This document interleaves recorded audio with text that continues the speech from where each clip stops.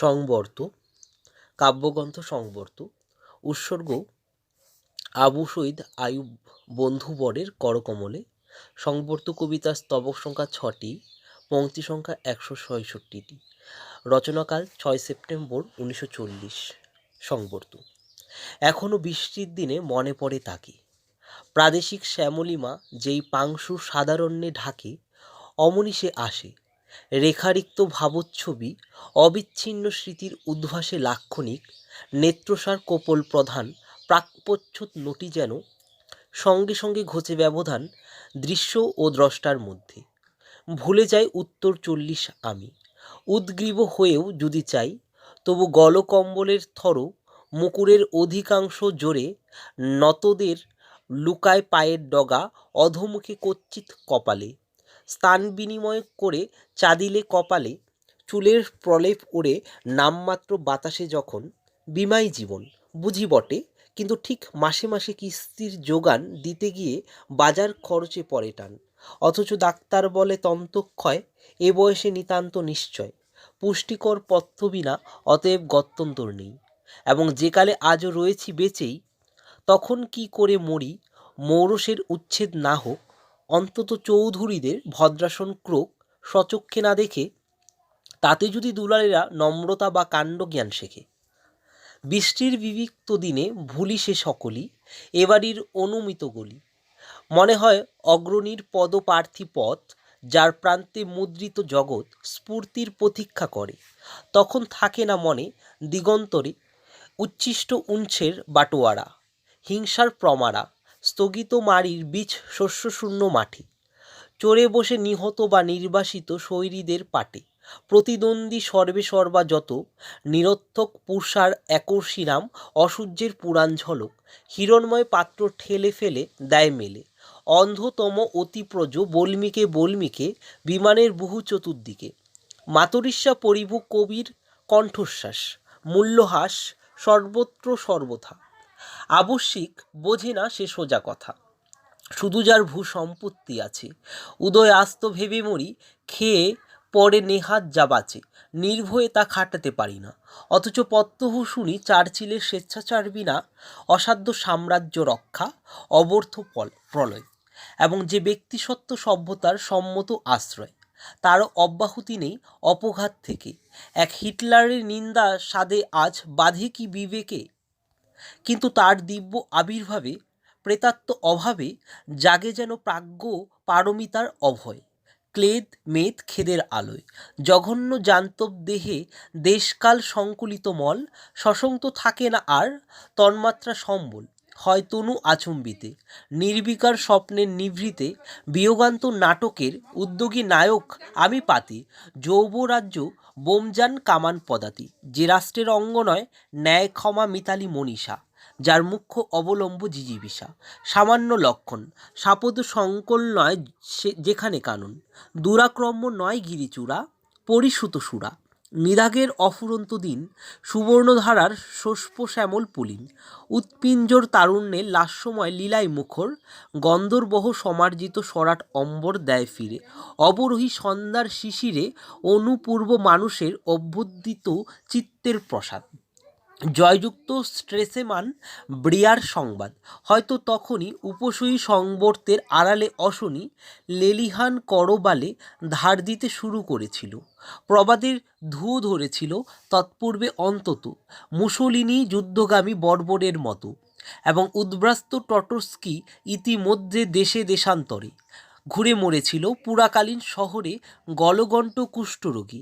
যত দ্বার সব বন্ধ দেখে, যেমন নির্জনে যেত ভিক্ষা ব্যতি রেখে, কিন্তু তার বব্রুক এসে অস্তগত সবিতার উত্তরাধিকার সংহত শরীরে, দ্রাক্ষার শীতাংশু কান্তি, নীলাঞ্জন চোখের গভীরে তাচ্ছিল্যের দামিনী বিলাস, গেটে হেন্ডলিন রিলকে টমাস মানের উপন্যাস, দেওয়ালের খোপে খোপে বাখের সনাটা, ক্লাভিয়েরে শতায়ু ওকের পাটা, তেজস্ক্রিয় উৎকোণ পটলে, বায়ব্য অঞ্চলে রক্ষিত মঙ্গলদ্বীপ অনাদি নগরী, মালা জপে কাটায় সর্বরী স্বপ্নাবিষ্ট সভ্যতার নিশ্চিত শিয়রে লেগেছিল হাস্যকর স্বভাবত সেসবের পরে কুটাগার থেকে দেখা স্বস্তি কলাঞ্চন বালখিল্য নাটসিদের সমস্যর নাম সংকীর্তন মশালের ধূমার্ত আলোকে বরঞ্চ বৃষ্টির দিনে স্তব্ধ শোকে নির্বাক বিদায় স্মরণীয় সস্ত মর্যাদায়।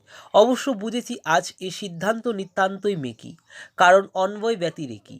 সত্য মিথ্যা ভালো মন্দ সুন্দর কুৎসিত এবং সে নিত্য বিপরীত দ্বন্দ্ব সমাসের সঙ্গে তুলনীয় মেরু বিপর্যয় বিকল্প স্বভাব ক্ষেত্রে নিঃসংশয় উপরন্তু এও বিশ্বামিত্র দস্যুরাই ব্যক্তি নাম ধেউ যদিচ প্রাজ্ঞের মতে তবু ব্যক্তি নাম ধেউ যদিচ প্রাজ্ঞের মতে তবু বেশটি সংকল্পের ঝোঁকে প্রাগুক্ত দোলকে কখনো বিলম্ব বটে কদাচিৎ দ্রুতি তবে কেন ভোলে প্রতিশ্রুতি 12টা উত্তীর্ণ কিন্তু টেলিফোন করে কই লীলা অথচ রঙ্গিলা নয় সে দীপ্তির মতো অন্তত সে জানে সমাজের ঘুম নেই শ্রুতি আছে দেওয়ালের কানে গোপন সুযোগ নিতান্ত দুর্লভ তাই উপভোগ পরিণাম চিন্তায় ব্যাহত তাহলে কি অসময়ে ফিরেছে প্রমথ নিন্দুকের প্রেরণায় এতদিনের সফল নতুবা সে বাচাল যুবা যার প্রেষাকৃতির সম্ভ্রমহানি ইচ্ছায় সামর্থ্য নেই মানি তথাপি টাকার আজ্ঞা প্রলয়েও লঙ্ঘনীয় নয়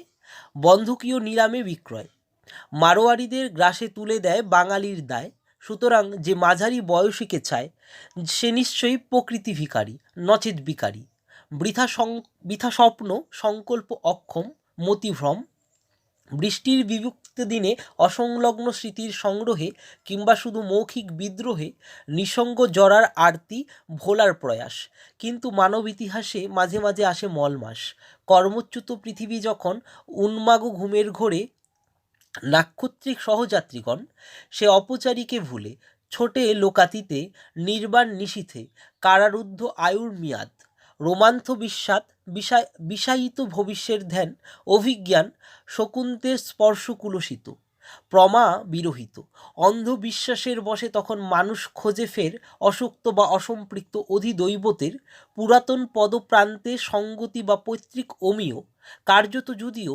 ঐকান্তিক শূন্য তাকে করে বিশ্বম্ভর কারণ তখন বায়ু না অনিলে মেশে না অবস্কর ভস্মান্ত হয় না অনুব্যবসায়ীকৃত বোঝে সন্তাপেও ব্যাপ্ত ব্রহ্মাণ্ডের বিতাগ্নি বেপথু অন্তর্হিত আজ অন্তর্যামী রুশের রহস্যে লুপ্ত লেলিনের মামি হাতুড়ি নিষ্পৃষ্ট টটস্কি হিটলারের সুইদ স্টালিন মৃত স্পেন রিওমান চীন কবন্দ ফরাসি দেশ সে এখনো বেঁচে আছে কিনা তা শুদ্ধ জানি না।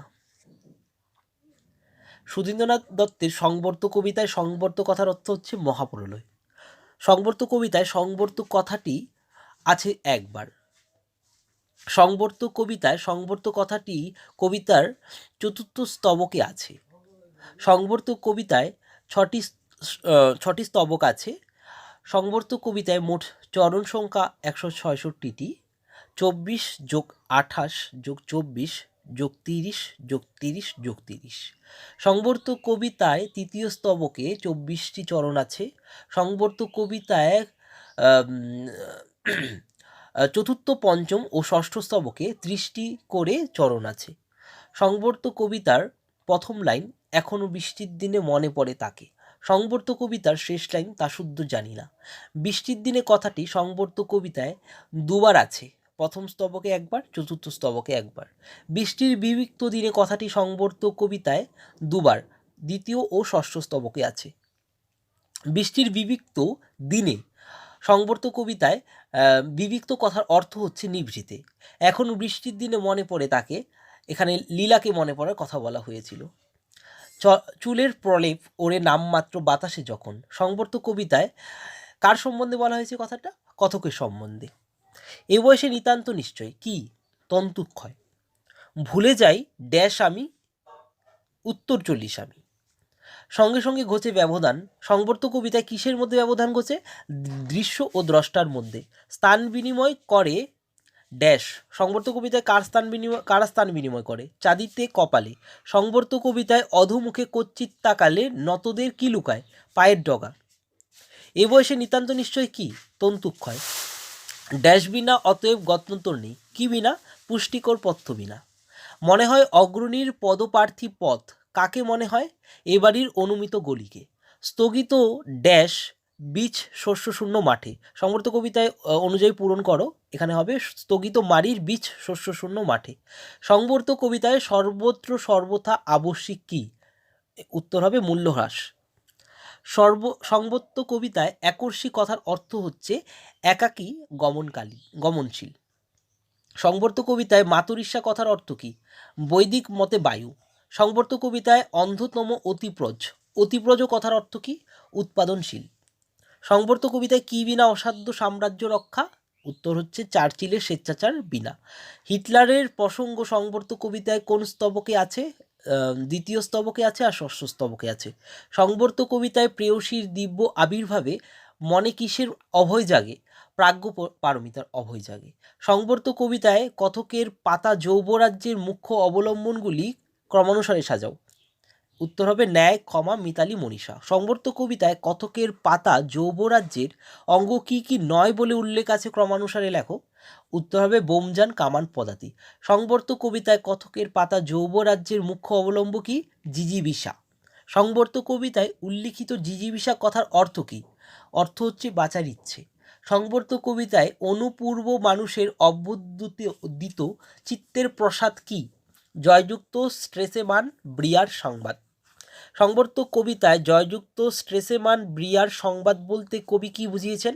1926 সালে গুপ্তাসবো স্ট্রেসেমান এবং আরিস্তিদ ব্রিয়া শান্তিতে নোবেল পেয়েছিলেন। এখানে শান্তির বিজয় ঘোষণা অর্থে সংবর্ত কবিতায় উল্লেখ করা হয়েছে। সংবর্ত কবিতায় কে দেশ দেশান্তরে ঘুরে মরেছিল? উত্তর হবে উদ্বাস্তু টটস্কি। সংবর্ত কবিতায় বাখের সোনাটা কোথায় বলে উল্লেখ আছে? ক্লাবিয়েরে।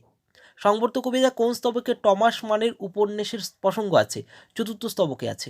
সংবর্ত কবিতায় কুটাগার থেকে দেখা স্বস্তি কলাঞ্জনকে কিসের সঙ্গে তুলনা করা হয়েছে? বালখিল্য নাটসিদের সমস্যর নাম সংকীর্তনের সঙ্গে তুলনা করা হয়েছে।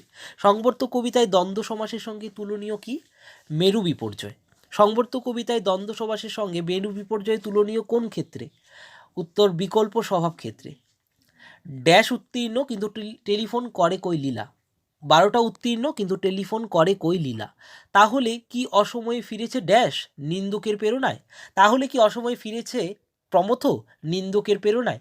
সংবর্ত কবিতায় কটি দ্বিরুক্তি শব্দের উল্লেখ আছে? 5টি আছে। সঙ্গে সঙ্গে, মাসে মাসে, বল্মিকে বল্মিকে, খোপে খোপে, মাঝে মাঝে। সংবর্ত কবিতায় কোন স্তবকে বিশ্বামিত্র প্রসঙ্গ আছে? উত্তর পঞ্চম স্তবকে।